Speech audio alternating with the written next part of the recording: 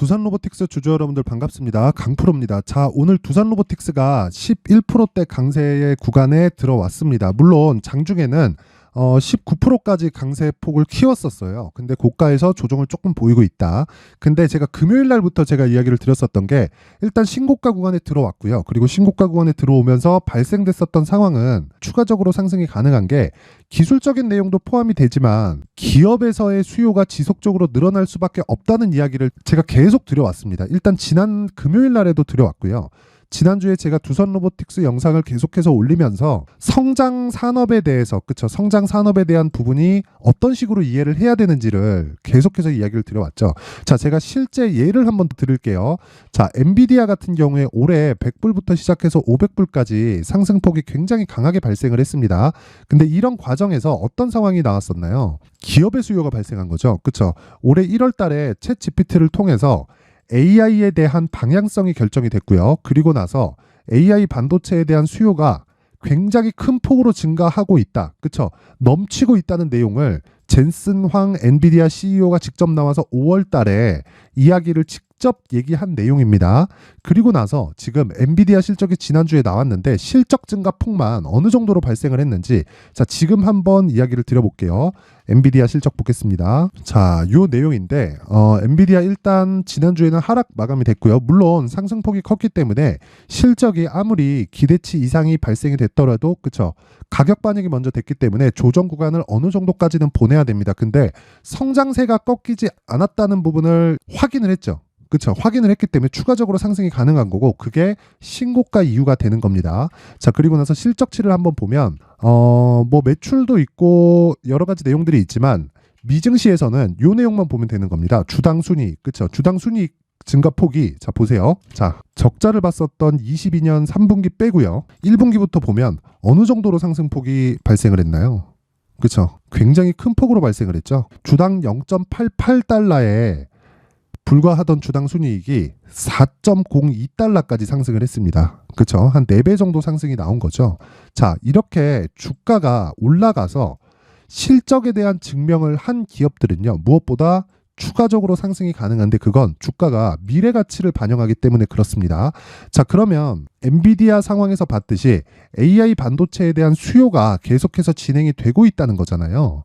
그렇기 때문에 한국 시장에서도 반도체 종목들이 계속 강세를 보일 수밖에 없다고 제가 이야기를 드렸던 거고, 무엇보다 두산 로보틱스 같은 경우에도 기업들의 수요가 계속해서 발생할 수밖에 없는 구조를 가지고 있는 게 스마트 팩토리 때문에 그렇습니다. 자, 두산 로보틱스는 협동 로봇의 강자예요. 협동 로봇은요, 그쵸, 사람하고 같이 일을 하는 로봇을 의미를 하는데, 자, 인건비는 계속해서 늘어납니다. 그러면 인건비에 대한 부담은 앞으로 경기가 침체 국면에 들어가도 증가하는 건 어떻게 막을 수가 없어요. 이거는 계속해서 증가를 하는 과정에서 인건비 부담을 가지게 되고요. 무엇보다 인건비는 늘어나는데, 그쵸, 뭔가 복지나 여러 가지 좀 이런 부분들을 계속해서 강조를 하다 보니까 어떤 부분이 발생합니까? 생산 효율 자체가 떨어진다. 자, 그러면 이 생산 효율도 높이고, 그쵸, 초기 투자금이 많이 들긴 하겠지만 그런 부분을 감안했을 때 앞으로 인건비가 상쇄하는 그런 부분을 많이 커버할 수 있다는 거죠. 그러면 로봇 관련된 내용은 어쩔 수 없이 성장 섹터에 넣어놓고 보는 게 맞습니다. 그래서 보세요. 포스코 DX도 보면, 자, 이런 시세가 왜 발생을 하는 걸까요? 그쵸, 올해 들어서 2차 전지가 강세를 보이면서 3월달, 4월달에 계속 강세를 보였고 추가적으로 저가 대비해서 10배 정도의 상승세를 보였는데 왜 지금 주가 안 빠지나요? 그쵸, 많이 올랐으니까 매물 소화 과정을 거치는 과정이고요. 이 과정이 끝나면 추가적으로 상승이 가능한데 이건 안 빠졌기 때문에 그렇습니다. 신고가를 계속해서 유지하고 있다는 거죠. 자, 성장세가 꺾였다면요, 자, 시장의 판단을 믿으라는 겁니다. 시장에서 계속해서 아래에서 매수 구간이 잡히기 때문에, 그쵸, 이런 상황이 발생하는 거고, 그리고 제가 말씀드리는 내용은 한 가지 내용이에요. 포스코 DX를 포함해서 두산 로보틱스 그리고 레인보우 로보틱스까지도, 그쵸, 앞으로 추가적인 상승세가 가능한데 어느 정도까지 강세폭이 이어질 수 있을까? 그건 포스코 DX를 기준해서 보면 됩니다. 근데 두산 로보틱스 같은 경우에는 지금 시가총액이 5조 4,500억이고요. 레인보우 로보틱스는, 그쵸, 고가 대비해서 하락했기 때문에 3조대를 기록하고 있고요. 그리고 포스코 DX는 지금 시가총액 기준에서 보면 8조대에 있습니다. 근데 지금 주가 안 빠지죠. 더 간다는 겁니다. 이걸, 그쵸? 포스코 DX를 기준해서 우리가 최대한 올라갈 수 있는 시가총액을 미리 예상해 볼 수 있다는 건데 이 부분을 믿을 게 아니라 기본적으로 최대 올라갈 수 있는 폭은 그쵸? DX를 기준해서 보되 그쵸? 기술적인 내용으로 우리가 가격을 잡자. 요 내용에 대해서 제가 지난주에 계속해서 이야기를 드려왔었던 겁니다. 그러기 위해서는 두산 로보틱스를 언제부터 공략을 해야 된다는 거예요. 신고가 이후에 공략해야 된다. 근데 신고가를 만들었다. 자, 제가 상장 시점의 이야기를 드릴게요. 자, 두산 로보틱스의 상장 시점의 이야기를 이 가격대를 한번 보면 자, 공모 확정가가 26,000원이고요. 그리고 공모 희망가의 이 최상단 밴드가 26,000원입니다. 그러면 흥행에 성공했다는 거잖아요. 그래서 보세요. 자, 시가가 59,000원입니다. 26,000원에 곱하기 2하면 52,000원대가 나오죠.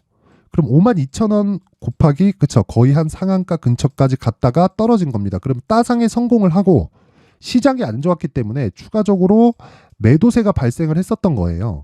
이때 제가 정확하게 이야기를 드렸었던 게 공모가를 기준해서 위쪽에서 반등 확인하고 매수를 하던가 아니면 공모가까지 떨어질 수 있으니까 공모가를 기준해서 반등 확인하고 매수를 하자. 두 개 다 저가를 잡자는 게 아니라 반등을 확인하고 매수를 하자는 거였고 지금은 이미 신고가를 넘었기 때문에 그쵸? 떨어져도 6만 원이 한계다. 떨어져도 6만 원이 한계인데 이 구간에서 내가 해야 될 건 단 한 가지예요. 얼마에 매수를 해야 되는지가 중요하고 내려갈 때 담을 건지 아니면 바닥을 확인하고 올라갈 때 담을 건지 이 구간에 대해서 계속해서 이야기를 드리고 있죠. 제 개인적인 판단으로는 지금은 그쵸 돌파한 이후에 자 하루 이틀 동안에 매물 소화 과정을 거치고 추가적으로 상승세가 나왔죠. 그쵸? 그리고 나서 돌파 구간에 잡는 겁니다. 근데 지금 같은 경우에는 이미 DX의 시세로 인해서 그쵸 대장주의 움직임을 그냥 잡은 거예요. 자 그리고 제가 DX랑 두산 로보틱스랑 자꾸 이렇게 막 엮어서 보니까 뭐 다르다고 생각하시는 분들이 있을 수 있는데 기본적으로 로봇주가 강세를 보이는 이유는 스마트 팩토리 그리고 AI 때문에 그렇습니다. 그리고 그 둘 중에서 포스코 DX의 시가총액이 가장 높은 위치를 차지하고 있고요. 그리고 올해 들어서 시세도 가장 많이 나왔습니다.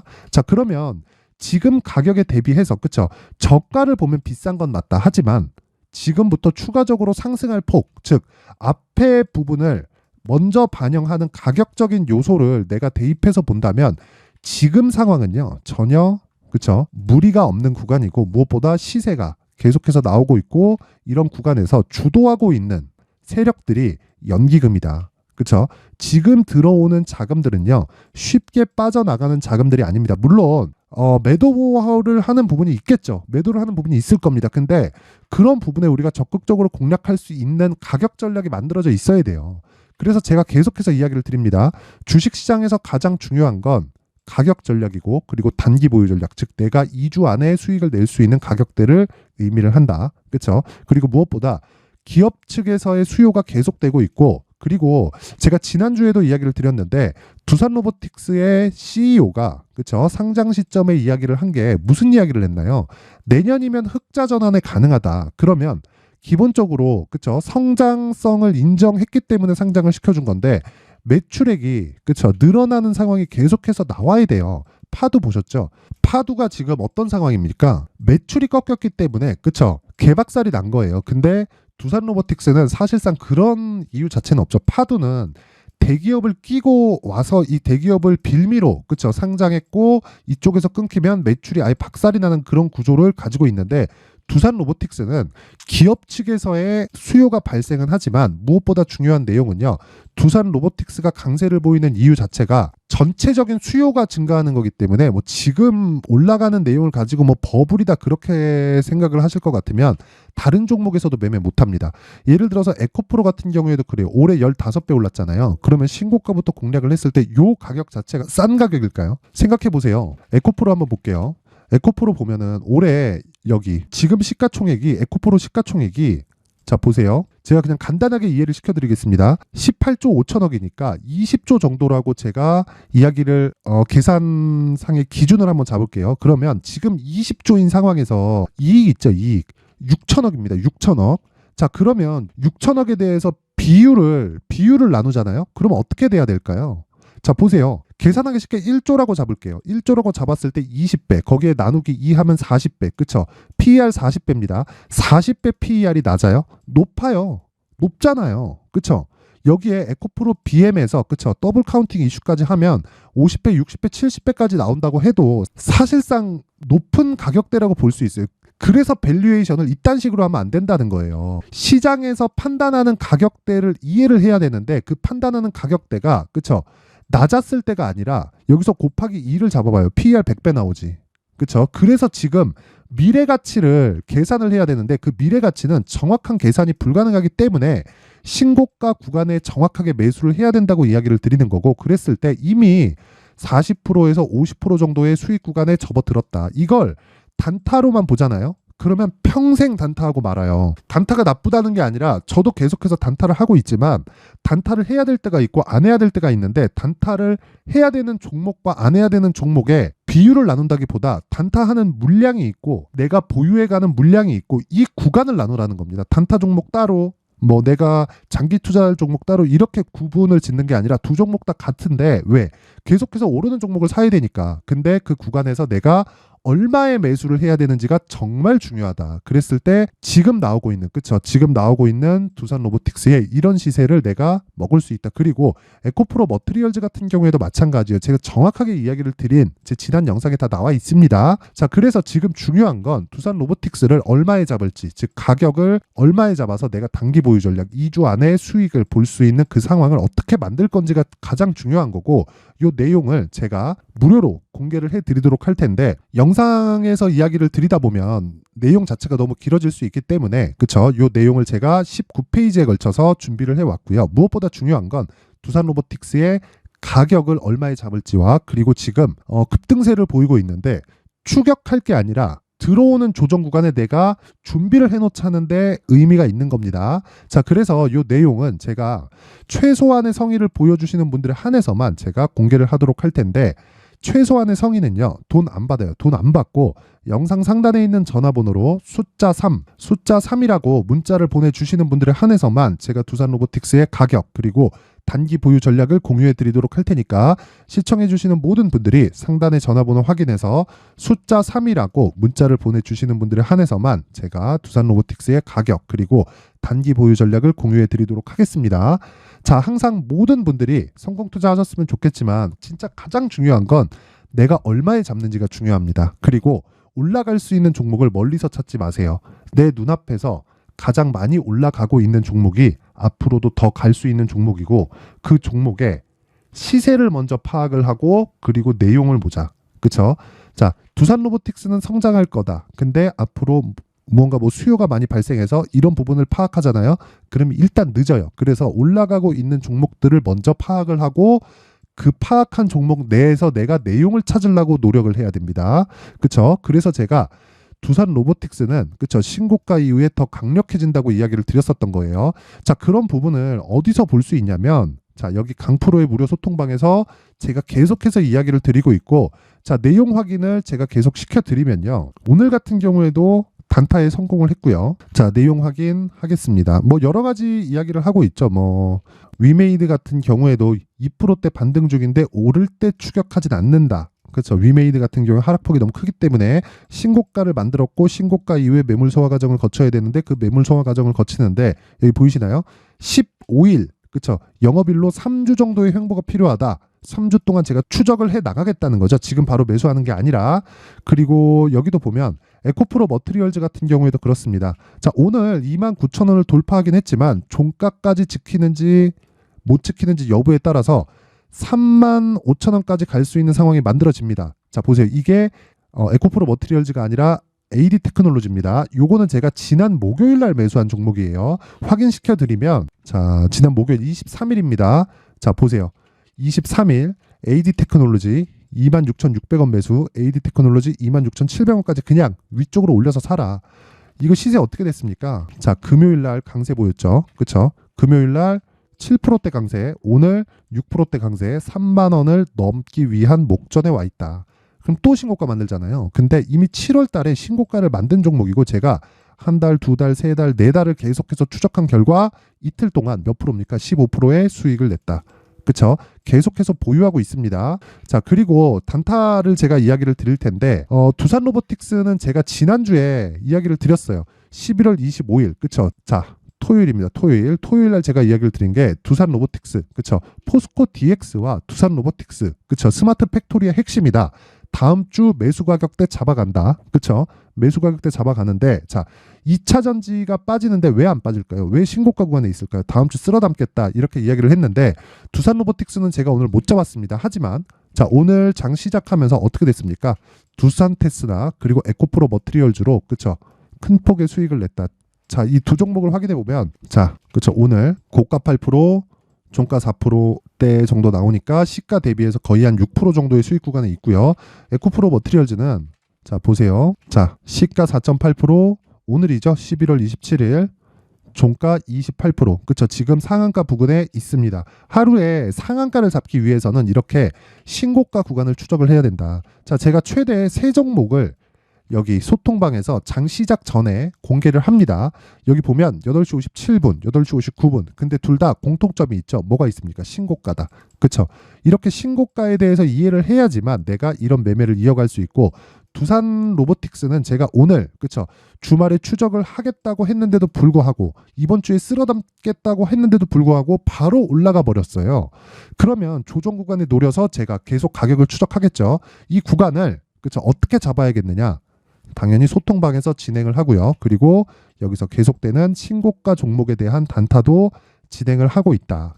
두산 테스나가 거의 한 5% 정도, 그리고 에코프로 머트리얼즈가 상한가니까 15% 이상이 나오겠죠. 그렇죠? 두 종목 평균 잡으면. 자, 그러면 신고가에 대한 이해를 하고, 내가 신고가에 대한 이해를 하면서 단기적으로 수익을 보고, 그리고 무엇보다 이 부분에 대해서 내가 심리를 안정시켜서 계속해서 이해를 해 나가고 싶다. 그쵸? 이런 분들이 있을 겁니다. 이런 분들은 소통방으로 들어오세요. 제가 긴 말 안 드리겠습니다. 상단에 있는 전화번호로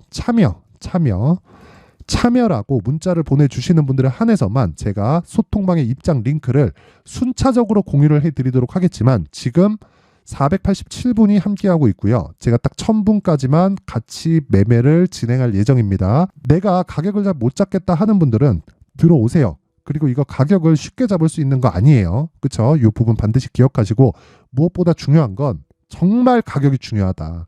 그리고 가격을 먼저 파악하고 내가 내용을 파악하자.